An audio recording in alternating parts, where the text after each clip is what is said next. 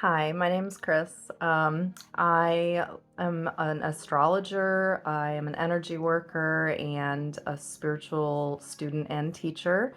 And I started this channel so that maybe I could share some of the stuff that I learned along the way to help me, and things that I still use, and maybe I could help somebody else too. So if you're interested in weird Aquarian, Age of Aquarius, uh, progressive, spiritual, metaphysical, mystical mumbo jumbo, then stick around. Today I wanted to talk about some very Aquarian themes, Age of Aquarius themes, and I pulled a card from this deck called Soul Truth. It's a self-awareness card deck. I'll post the author down below. It's in cursive and it's really hard to read, but it's a beautiful deck. And I was going through it and I noticed that there was a lot of very Aquarian themes on some of the cards. And I was trying to think of what I wanted to talk about that maybe could help people. And the one thing that was suggested by my teenage daughter actually um, was consistency. She was talking about, you know, implementing something on a consistent basis in order to see change in your life, and how it's super relevant. It seems really small and insignificant, and like I think people dismiss how seemingly small and insignificant things can really make a big difference over a long period of time. And I know there's a lot of spiritual teachers and coaches talking about this right now, and that's another reason I'm highlighting it, because it's relevant. And so the card that came up to validate that that's a good thing to talk about with y'all is, am I consistently showing up? And what it says is, some trade their dreams for comfort, yet comfort is the enemy of progress. I got that message like at least twice today. Um, Success requires showing up in every single day, even when you don't feel like it, and even when it feels uncomfortable. And that's another thing I wanted to talk about, was discomfort. We'll get it. We'll get to it. It takes guts and an endless vision to stay consistent to your dream.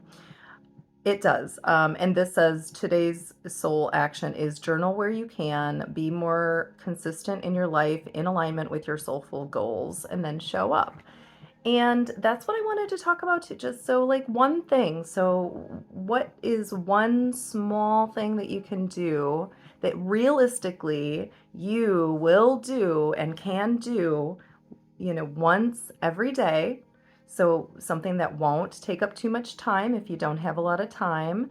It could be, I'll give you an idea actually, if you can't think of anything, but hopefully you have some goals or some way, something about yourself that you don't like. And that's where discomfort comes in. Where's the discomfort? What is it bringing attention to? Usually, what you resist persists because you draw it to you in order to change something. But so for example, starting a gratitude journal, or it doesn't even have to be like a whole journal. Just think of one thing every single day that um, makes you happy. A different thing every day, but just one thing every either morning if you're a morning person, or at night if you're a night person. And either right in the morning, right after you wake up, have a little notepad by your bed, and that'll change your mindset for the whole entire day. Just think of one thing that really brings you joy, one thing that lights you up, one thing that fills your heart and your soul up,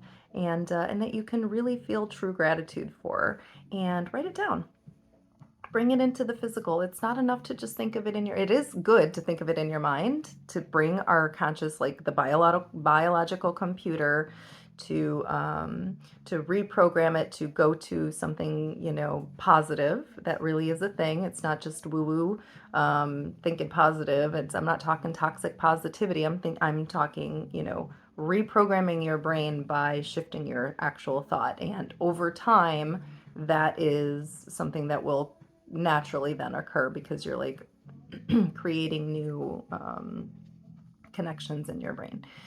So Consistency, be consistent about it. One thing every day. Another, so I gave you the example of starting a gratitude journal or just writing something down right before you wake up in the morning, right before you wake up in the morning, right after you wake up in the morning, or right before you go to bed at night. Although I challenge you, never mind. So do that. Just one thing that makes you happy. It could be something seemingly insignificant to start out. If you're having a real hard time and you're a real Eeyore, um, it could be just for your Wheaties in the morning. I don't know. You like your coffee in the morning, or whatever. It could be something seemingly really small. Just get your mind to shift into something that really does like make you happy. It has to be. You can't lie to the universe though. It has to be genuine.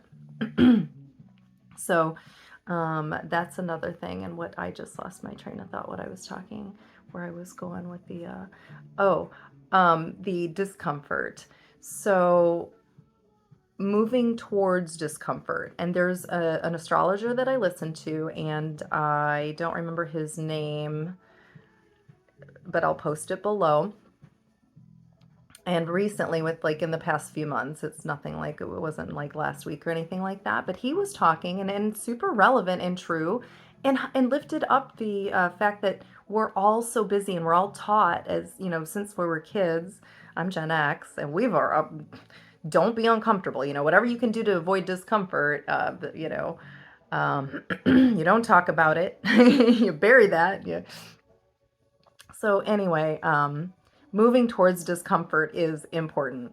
And even though it's difficult and it sucks and it forces you to sit in the deep waters of your own emotion where everything else is blocked off and you think you're going to probably die,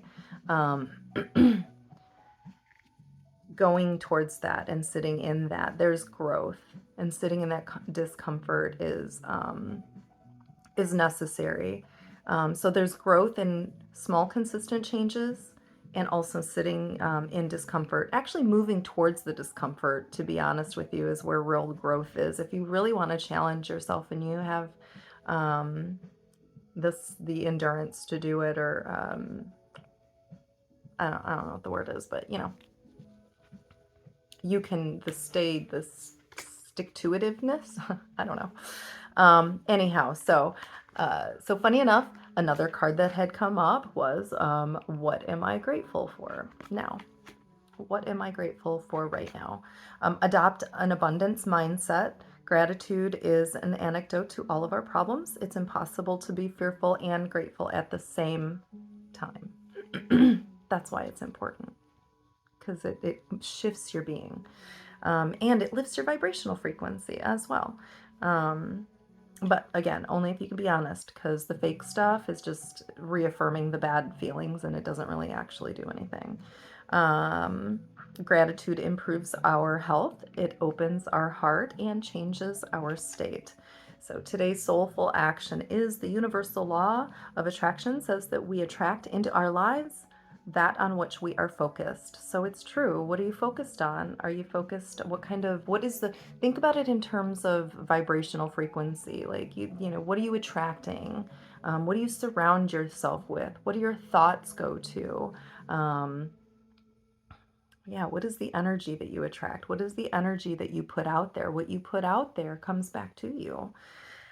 Close your eyes, put your hand on your heart, and think of 3 things for which you are grateful for today. Well, it's challenging you to think of 3 things. I only said to do 1, but if you can do it on a consistent basis, 1 thing is enough to start.